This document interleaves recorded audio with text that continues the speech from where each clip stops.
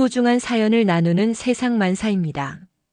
기쁘고 행복한 순간부터 가슴 한켠이 아려오는 이야기까지 모든 사연에는 저마다의 의미가 담겨 있습니다. 여러분의 소중한 이야기가 또 다른 누군가에게 따뜻한 위로가 될 수 있기를 바랍니다. 안녕하세요. 제 이름은 이강민이고 올해 42살입니다. 대기업에서 일하는 평범한 직장인이에요. 아니, 평범하다고 말하기엔 제가 너무 부끄러운 아들이었던 것 같습니다. 오늘 이 사연을 쓰는 이유는 제 어머니 이야기를 하고 싶어서입니다. 제 어머니 이순복, 올해 68이세요. 평생을 시골에서 농사 지으며 저 하나만 바라보고 사신 분이에요. 그런데 저는 그런 어머니가 부끄러웠습니다. 성공했다고 생각하는 제 자신이 초라해 보일까봐 아내와 장모님 눈치가 보여서 어머니를 외면했어요. 정말 못된 아들이었습니다. 이야기를 처음부터 해드릴게요. 제가 어릴 때부터 시작해야겠네요. 저희 집은 정말 가난했어요. 아버지는 제가 중학교 때 돌아가셨거든요. 갑작스런 심장마비였어요. 그 이후로 어머니 혼자서 저를 키우셨죠. 시골의 작은 논밭 몇 마지기가 전부였는데 그것도 아버지가 빚을 지고 돌아가셔서 담보로 잡혀있는 상태였어요. 어머니는 새벽 4시에 일어나서 밤 10시까지 일하셨어요. 농한기에도 쉬는 법이 없으셨죠. 남의 집 일을 도와주러 가시거나 산에 나무를 캐러 가시거나 뭐라도 해서 돈을 벌어오셨어요. 손이 얼마나 거칠어지셨는지 제가 어릴 때 어머니 손을 잡으면 사포 같았어요. 그런데도 저를 쓰다듬어 주실 때만큼은 세상에서 가장 부드러웠죠. 어머니는 당신은 라면으로 때우시면서도 제게는 꼭 흰쌀밥을 해주셨어요. 우리 강민이는 공부해야 하니까 영양가 있는 걸 먹어야 한다면서요. 지금 생각해보니 어머니는 정말 제대로 된 밥 한 끼 드시지 못하셨을 거예요. 고등학교 때 진로를 정할 시기가 됐을 때 담임 선생님이 강민이는 성적이 좋으니까 서울 대학교에 가볼 만하다고 하셨어요. 그런데 저는 집안 형편을 알고 있었거든요. 엄마, 나는 그냥 지역 대학 가거나 취업할게라고 말씀드렸어요. 그때 어머니가 하신 말씀을 지금도 잊을 수 없어요. 강민아, 엄마가 뭘 위해서 이렇게 살고 있는 줄 아냐? 너 하나 잘 되라고 하는 거야. 대학은 꼭 가야 한다. 서울 좋은 대학교 가서 출세해야 한다. 눈물을 글썽이시면서도 목소리는 단호하셨어요. 그 다음부터 어머니의 고생은 상상을 초월했어요. 논밭을 담보로 은행에서 돈을 빌리셨어요.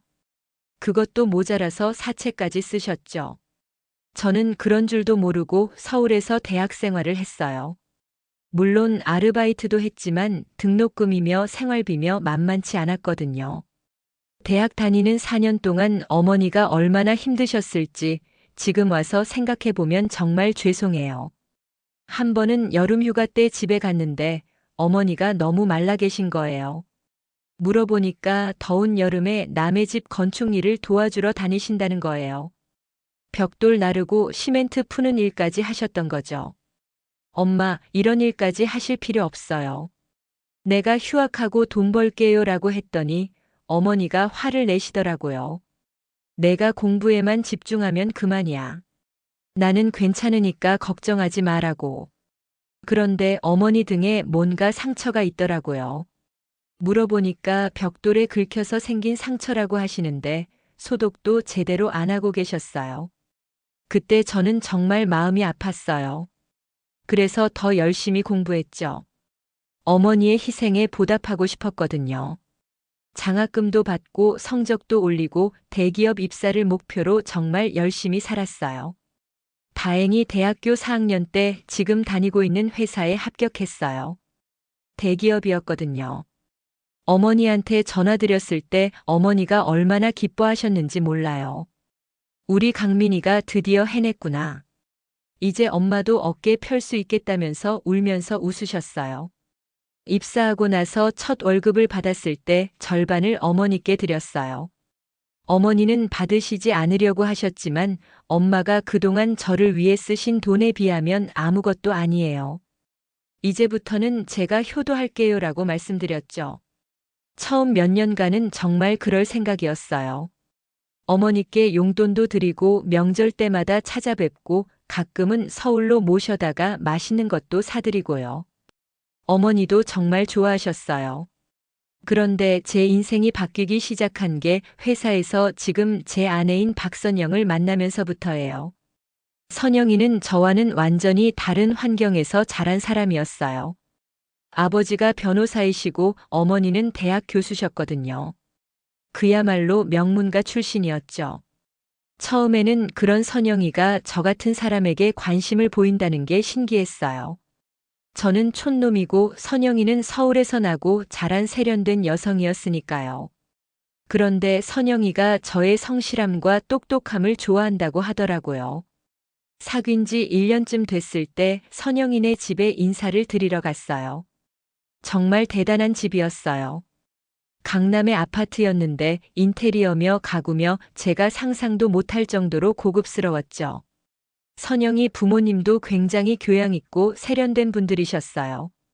그런데 제 집안 이야기를 할 때가 정말 부끄러웠어요. 아버지는 일찍 돌아가시고 어머니는 농사 지으신다고 말씀드렸을 때 선영이 어머니인 김혜진 여사님의 표정이 미묘하게 변하더라고요. 물론 겉으로는 고생 많이 하셨겠네요 라고 하시긴 했지만 눈빛이 달라졌어요. 그 후로 선영이와의 관계에서 미묘한 변화가 생기기 시작했어요. 선영이는 제가 어머니 이야기를 할 때마다 딱히 관심을 보이지 않았어요. 그리고 가끔 당신 어머니는 언제까지 농사 지으실 거예요? 이제 그만 서울로 오시지 그래요? 라고 말하기도 했죠. 저는 그때 선영이의 그런 말이 어머니를 걱정해서 하는 말인 줄 알았어요. 그래서 어머니는 고향을 떠나고 싶어 하지 않으세요. 평생 살던 곳이니까 그럴 만하죠라고 대답했죠. 결혼을 앞두고 양가 상견례를 했을 때가 정말 충격이었어요. 어머니는 몇 달 전부터 준비를 하셨어요. 그동안 모아둔 돈으로 새 옷을 사시고 미용실도 가시고 선물도 준비하시고요. 그런데 막상 그날 어머니를 뵈니까 뭔가 어색하셨어요. 평생 농사일만 하시다가 갑자기 정장을 입으시니까 어색해 보이셨던 거죠. 상견례 자리에서 선영이 부모님은 예의상 인사는 했지만 뭔가 거리감이 느껴졌어요. 특히 선영이 어머니 김혜진 여사는 저희 어머니와 대화할 때 약간 위에서 내려다보는 듯한 느낌이었어요. 교양 있는 말투로 정중하게 하시긴 했지만 진심이 담겨 있지는 않았죠. 어머니는 그런 분위기를 눈치채셨을 거예요. 평소보다 더 조심스러워 하시고 말씀도 많이 안 하셨어요. 상견례가 끝나고 집에 가는 길에 강민아, 선영이네 부모님이 너무 좋은 분들 같다. 우리 강민이가 복이 많다고 하시긴 했지만 어머니의 표정은 그리 밝지 않으셨어요. 결혼 준비를 하면서도 이런 일들이 계속됐어요. 결혼식장을 정할 때도 선영이 어머니는 격에 맞는 곳으로 해야지요라고 하시면서 비싼 호텔을 고집하셨어요. 솔직히 저희 형편으로는 부담이 되는 곳이었는데 선영이가 우리가 부담할게 걱정하지 마라고 하더라고요. 그런데 그게 문제였어요. 결혼식 비용을 거의 전부 선영이네에서 부담하게 되니까 어머니가 위축되시는 거예요.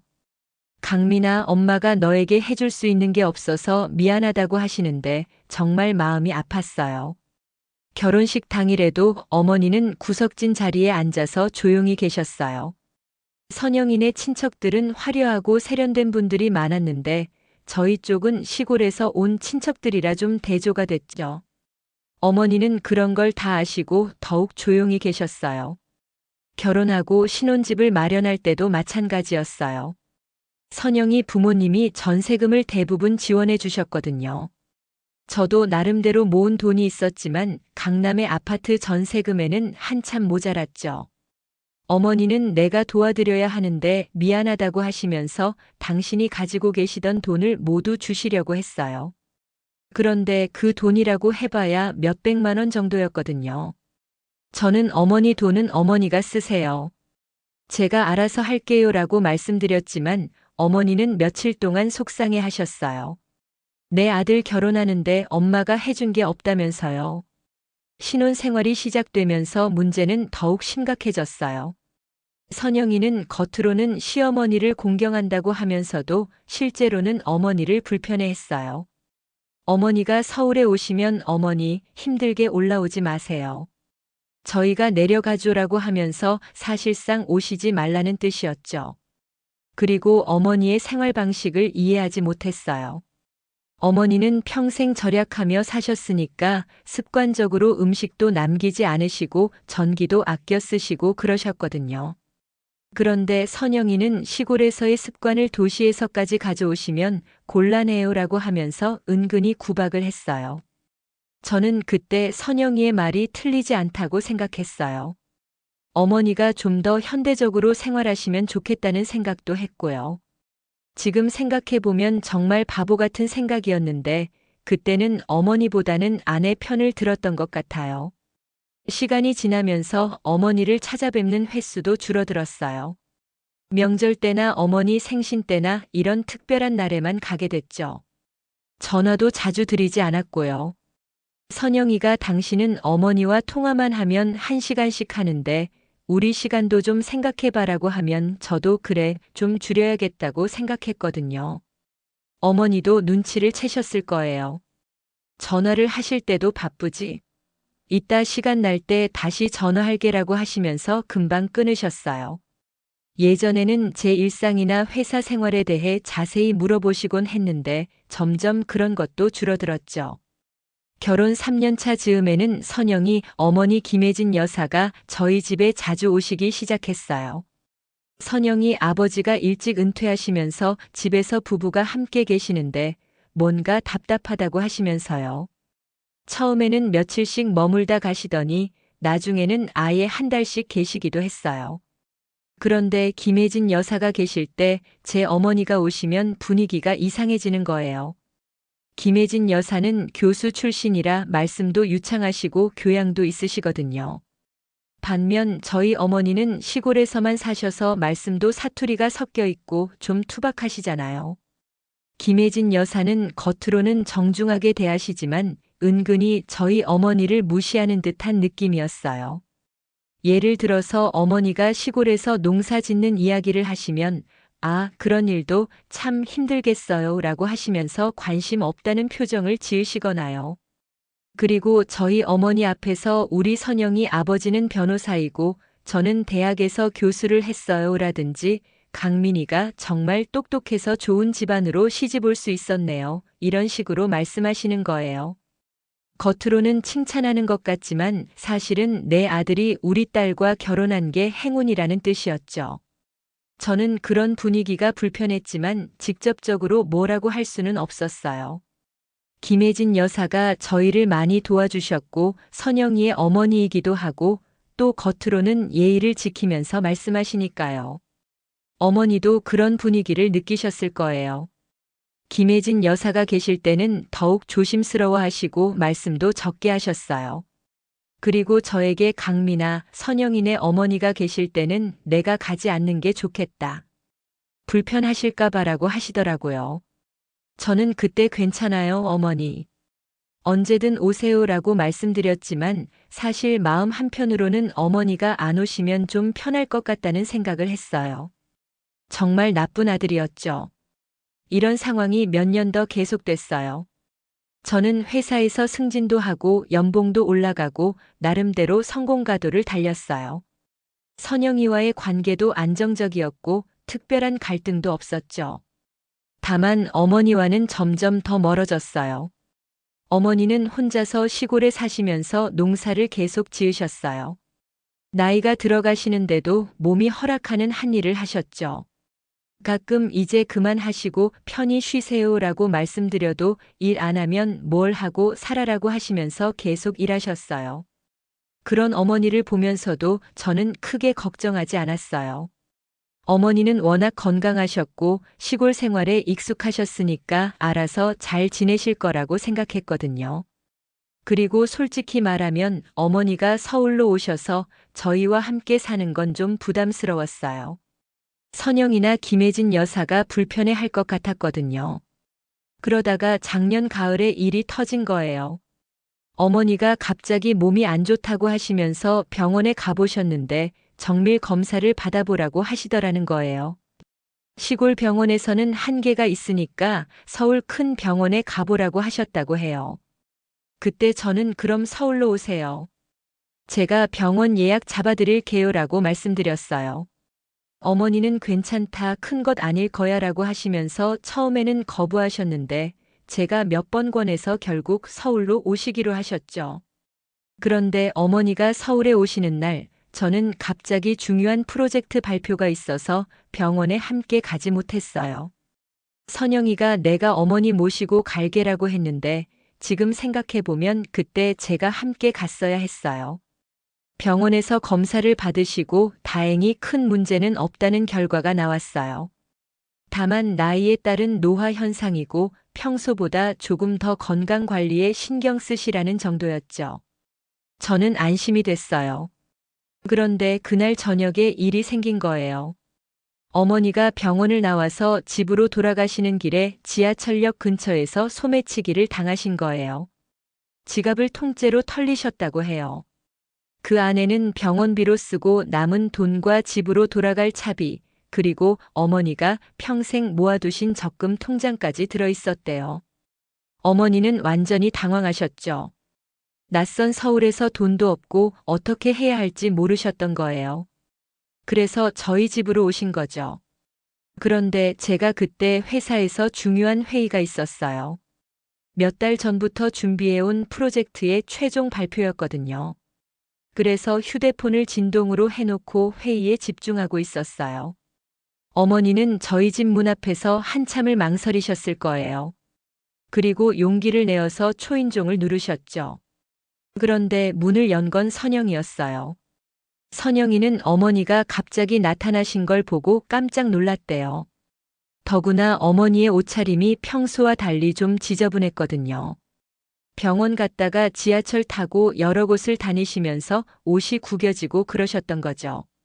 선영이는 어머니가 왜 갑자기 오셨는지도 묻지 않고 어머니, 갑자기 왜 오셨어요? 지금 저희 엄마가 와 계셔서 방도 없는데. 라고 했다고 해요. 그리고 강민 씨는 중요한 시험 기간이라 아주 예민해요라고 덧붙였대요. 그때 마침 김혜진 여사도 나오셨나 봐요. 김혜진 여사는 어머니를 보고 어머, 웬 거지 같은 노인이 길을 잘못 찾아왔나 봐. 라고 하셨다고 해요. 물론 저희 어머니인 줄 모르고 한 말씀일 거예요. 하지만 얼마나 상처가 되셨을까요? 선영이는 그제야 우리 어머니세요라고 김혜진 여사에게 설명했지만 이미 상황은 더 어색해진 후였어요. 결국 선영이는 어머니께 돈 봉투를 하나 주면서 어머니, 오늘은 늦었으니까 여관에서 주무시고 내일 다시 얘기해요라고 했다고 해요. 사실상 쫓아낸 거죠. 어머니는 그 돈을 받고 저희 집을 나오셨어요. 70에 가까운 나이에 낯선 서울 거리에서 갈 곳을 찾아 헤매셨던 거죠. 저는 그런 일이 있었는지도 모르고 회의를 하고 있었어요. 회의가 끝나고 휴대폰을 확인해 보니 어머니한테서 부재중 전화가 몇 개 있더라고요. 그런데 저는 내일 전화드리자고 생각하고 그냥 넘어갔어요. 그날 밤 어머니는 저희 집 근처의 허름한 여관에서 주무셨어요. 지금 생각해보면 어머니가 얼마나 서럽고 외로우셨을까요? 평생을 저를 위해서 살아오셨는데 정작 도움이 필요할 때는 며느리한테 쫓겨나다시피 하신 거잖아요. 다음 날 아침에 선영이가 저한테 말하더라고요. 어젯밤에 당신 어머니가 오셨는데 치매 걸린 노인처럼 행색이 말이 아니라서 그냥 돌려보냈어요. 우리 집에 무슨 망신이에요? 그때 저는 깜짝 놀랐어요. 어머니가 오셨다는 것도 처음 들었고 선영이가 어머니를 돌려보냈다는 것도 충격이었거든요. 왜 나한테 연락 안 했어? 어머니가 왜 갑자기 오셨을까? 라고 물었더니 선영이는 당신이 회의 중이라고 해서 방해하기 싫었어요. 그리고 어머니가 갑자기 오신 이유는 모르겠어요 라고 하더라고요. 저는 급하게 어머니한테 전화를 드렸어요. 전화를 받으신 어머니 목소리가 평소와 달리 기운이 없으셨어요. 강민아 엄마야라고 하시는데 목소리가 떨리더라고요. 어머니, 어젯밤에 우리 집에 오셨다며? 왜 미리 말씀 안 하셨어요? 라고 물었더니 어머니가 어제 있었던 일을 말씀해 주셨어요. 병원에 갔다가 지갑을 도둑 맞아서 돈이 하나도 없어서 집에 갔는데 며느리가 돌려보냈다고 하시더라고요. 그때 저는 정말 화가 났어요.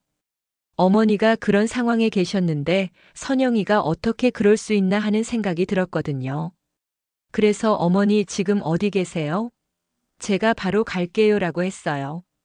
어머니는 여관 이름을 알려주셨는데 저희 집에서 그리 멀지 않은 곳이었어요.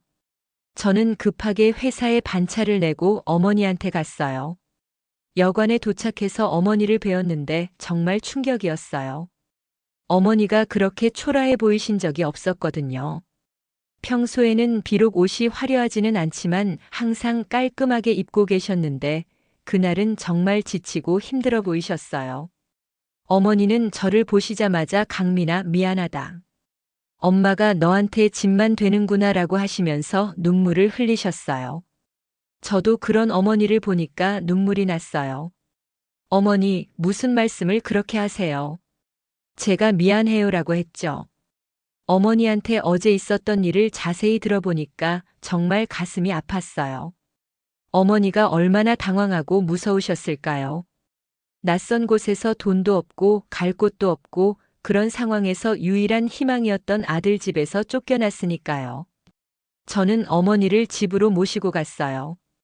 그리고 선영이와 김혜진 여사에게 정확히 무슨 일이 있었는지 따져 물었어요. 처음에 선영이는 저도 어머니가 왜 오셨는지 몰랐어요. 그리고 갑작스럽게 오셨길래 당황해서 그랬어요 라고 변명했어요. 김혜진 여사는 내가 언제 거지 같다고 했나요?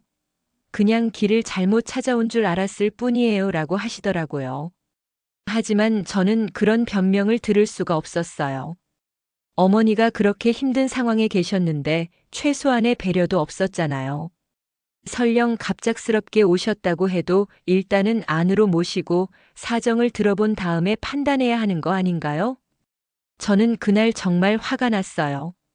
평소에는 성격이 온순한 편인데 그날은 참을 수가 없더라고요.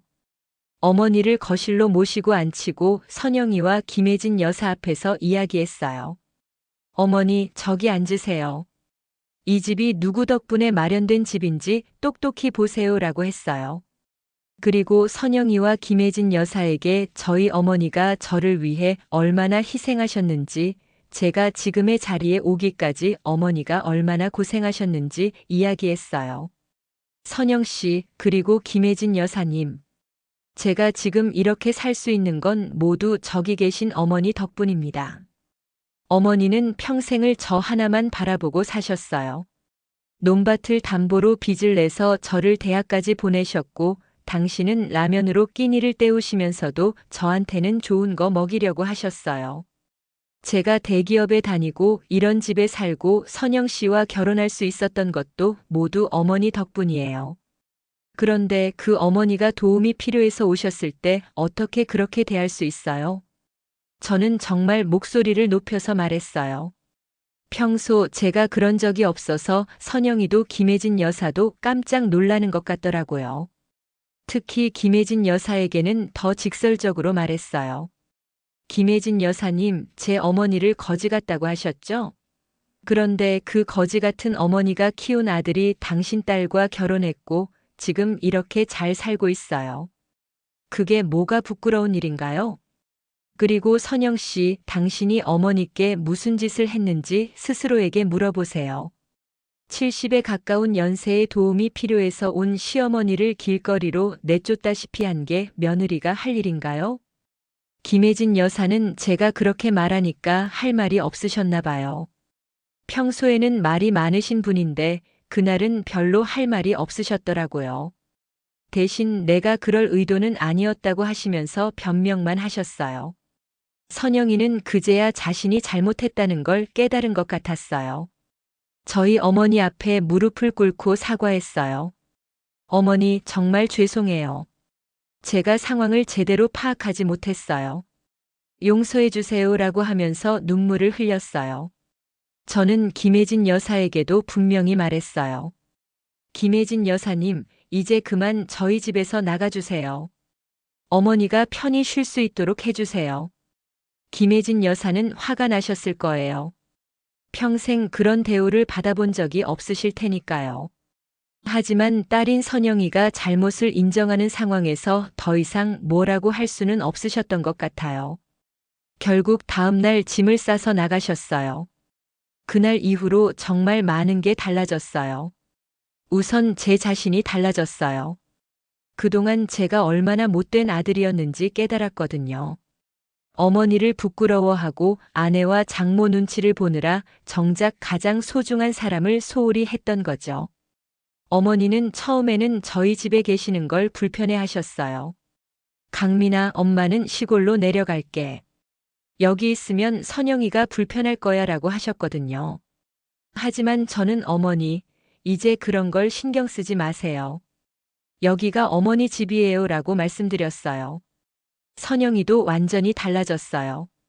진심으로 반성하고 있다는 걸 느낄 수 있었어요. 어머니께 정성스럽게 요리해서 드리고 어머니가 좋아하실 만한 것들을 준비해서 드리고 정말 극진하게 모셨어요. 처음에 어머니는 선영이가 억지로 하는 거라고 생각하셨나 봐요. 그래서 얘야, 너 무리하지 마라. 엄마는 괜찮으니까라고 하셨죠.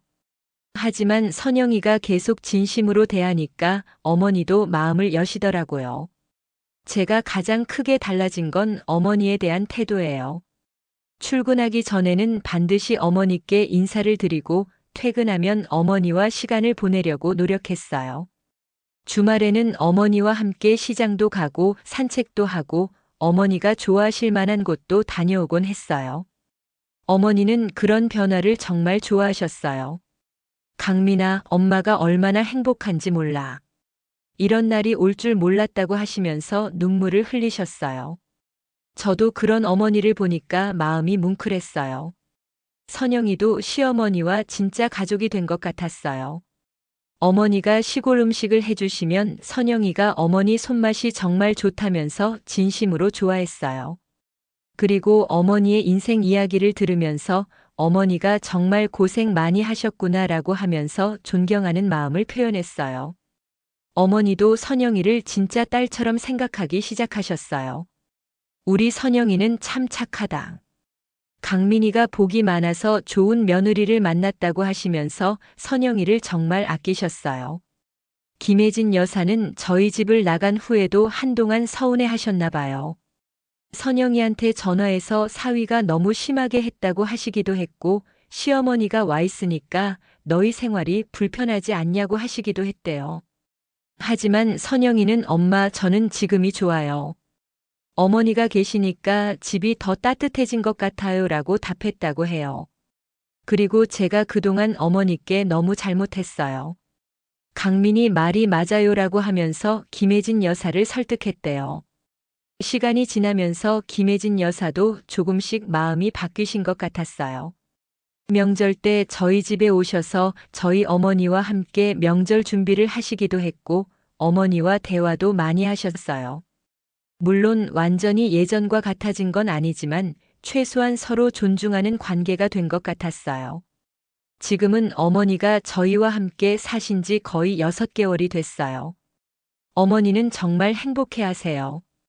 건강도 많이 좋아지셨고 표정도 밝아지셨어요. 가끔 강민아, 엄마가 이렇게 편안한 노년을 보낼 수 있을 줄 몰랐다고 하시면서 고마워하세요. 저도 정말 행복해요. 그동안 제가 얼마나 어리석었는지, 정말 소중한 걸 놓치고 살았는지 깨달았거든요. 어머니와 함께 보내는 시간이 이렇게 소중한 줄 몰랐어요. 선영이도 변했어요. 처음에는 저한테 당신이 너무 심하게 했다고 서운해하기도 했지만 시간이 지나면서 그때 당신이 그렇게 해주지 않았으면 나는 평생 후회했을 거야 라고 말해요. 그리고 어머니랑 같이 살면서 정말 많이 배웠다고 해요. 특히 선영이는 어머니의 삶을 통해서 진짜 희생이 뭔지, 진짜 사랑이 뭔지 배웠다고 해요. 어머니를 보니까 내가 얼마나 이기적으로 살았는지 알겠다면서 반성하기도 하고요. 요즘 어머니는 동네 어르신들과도 친하게 지내세요. 저희 아파트 단지에 비슷한 연배의 어르신들이 계시거든요. 그분들과 함께 산책도 하시고 경로당에도 나가시고 나름대로 사회생활도 하고 계세요. 가끔 어머니가 강미나 엄마가 서울 생활에 적응할 줄 몰랐는데 이제는 여기가 좋다고 하세요. 그리고 시골에서는 혼자 있으니까 외로웠는데 여기서는 너희들도 있고 친구들도 있어서 좋다고 하세요. 저는 이제 어머니가 자랑스러워요. 그동안 어머니를 부끄러워했던 제 자신이 정말 한심해요. 어머니처럼 자식을 위해 모든 것을 희생하신 분이 세상에 얼마나 될까요? 그리고 그런 희생을 당연하게 여기고 심지어 부끄러워했던 제가 얼마나 바보였을까요? 회사에서도 어머니 이야기를 자주 해요. 동료들에게 우리 어머니가 정말 대단한 분이다라고 자랑하기도 하고 어머니 덕분에 제가 여기까지 올 수 있었다고 말하기도 해요. 예전에는 어머니 이야기를 꺼내기 부끄러워했는데 이제는 정말 자랑스럽게 이야기할 수 있어요. 어머니도 제가 달라진 걸 느끼시나 봐요. 강민아, 너 요즘 어머니 자랑을 많이 한다며? 회사 사람들이 어머니를 한번 뵙고 싶다고 하더라고 하시면서 기뻐하세요. 실제로 회사 동료들이 저희 어머니를 뵙고 싶다고 해서 며칠 전에 회사 회식에 어머니를 모셨어요. 어머니는 처음에 내가 가면 너 창피하지 않겠냐고 하셨는데 저는 어머니, 제가 어머니를 모시고 가는 게 자랑이에요 라고 말씀드렸어요. 회식 자리에서 어머니는 정말 인기가 많으셨어요. 동료들이 어머니의 인생 이야기를 들으면서 정말 대단하시다. 강민이가 이렇게 된 이유를 알겠다고 하면서 감탄했어요. 어머니도 그런 반응을 보시고 정말 기뻐하셨어요. 그날 집에 돌아와서 어머니가 강민아, 오늘 정말 기뻤다. 회사 사람들이 엄마를 그렇게 좋게 봐줄 줄 몰랐다고 하시면서 눈물을 흘리셨어요. 엄마가 평생 이런 대우를 받아볼 줄 몰랐다고 하시더라고요. 저도 그런 어머니를 보니까 정말 뿌듯했어요. 그리고 동시에 지난날 제가 얼마나 잘못 생각하고 있었는지 다시 한번 느꼈어요. 요즘은 주말마다 어머니와 함께 시간을 보내려고 해요. 어머니가 가고 싶어 하시는 곳도 가고 어머니 친구분들과 함께 여행도 가고 정말 다양한 것들을 함께 해요.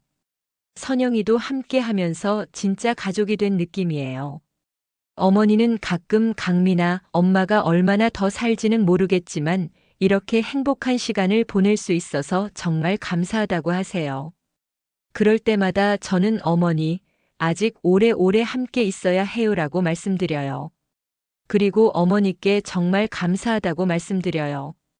어머니, 그동안 저를 위해 희생해 주셔서 정말 감사해요. 앞으로는 제가 어머니를 위해 살겠어요라고요. 이제 저는 어머니가 정말 자랑스러워요. 어떤 자리에서든 어머니 이야기를 할 때 가슴이 뿌듯해요. 그리고 어머니와 함께 있는 시간이 정말 소중해요. 이 사연을 쓰면서 다시 한번 느끼는 건 제가 정말 늦게라도 깨달아서 다행이라는 거예요. 만약 그때 어머니를 제대로 모시지 않았다면 저는 평생 후회했을 거예요. 지금 이 방송을 들으시는 분들 중에서도 저처럼 부모님을 소홀히 하고 계신 분들이 있으실지도 모르겠어요. 특히 결혼하고 나서 배우자나 처가, 시가의 눈치를 보느라 정작 자신의 부모님을 멀리하고 계신 분들이 있을 수도 있고요. 그런 분들께 말씀드리고 싶어요. 정말 후회하기 전에 부모님께 잘해드리세요. 부모님이 계신다는 것 자체가 정말 큰 축복이에요. 그리고 부모님의 사랑만큼 무조건적이고 순수한 사랑은 세상에 없어요. 저는 그동안 성공했다고 생각하면서 어머니를 부끄러워했어요. 하지만 진짜 성공은 어머니를 행복하게 해드리는 거였어요. 돈을 많이 벌고 좋은 집에 살고 좋은 차를 타는 것보다 어머니의 미소를 보는 게 훨씬 더 큰 행복이에요. 요즘 어머니는 매일매일이 행복하다고 하세요. 강미나 엄마가 이런 날이 올 줄 몰랐다. 정말 꿈만 같다고 하시면서요. 그런 어머니를 보면서 저도 정말 행복해요. 그리고 선영이도 정말 달라졌어요. 어머니를 진짜 어머니처럼 모시고 어머니도 선영이를 진짜 딸처럼 아끼세요. 가끔 제가 질투할 정도로 두 분이 친해지셨어요. 김혜진 여사도 이제는 저희 어머니를 인정하시는 것 같아요. 명절 때 오셔서 강민희 어머니 정말 대단한 분이시네요. 제가 너무 몰랐네요 라고 하시기도 하고요. 저는 이제 정말 행복한 아들이에요. 어머니가 계시고 어머니가 행복해 하시고 가족들이 모두 화목하게 지내고 있으니까요. 마지막으로 이 자리를 빌어서 어머니께 말씀드리고 싶어요. 어머니, 그동안 못난 아들이어서 정말 죄송했어요. 어머니를 부끄러워하고 소홀히 해서 정말 미안했어요. 하지만 이제는 어머니가 정말 자랑스러워요. 어머니 덕분에 제가 지금의 자리에 있을 수 있었고, 어머니의 사랑 덕분에 제가 이렇게 살 수 있어요. 정말 감사하고 사랑해요. 앞으로 남은 시간은 어머니를 위해 살겠어요. 그리고 선영이한테도 고마워요. 처음에는 잘못했지만 진심으로 반성하고 어머니를 모시는 모습을 보면서 정말 고마워하고 있어요. 이 사연을 들으시는 모든 분들이 가족과 화목하게, 특히 부모님께 효도하며 사시기를 바랍니다. 그리고 저처럼 늦게라도 깨닫는 게 다행이라고 생각하면서 지금이라도 부모님께 잘해드리세요. 긴 사연 들어주셔서 감사합니다.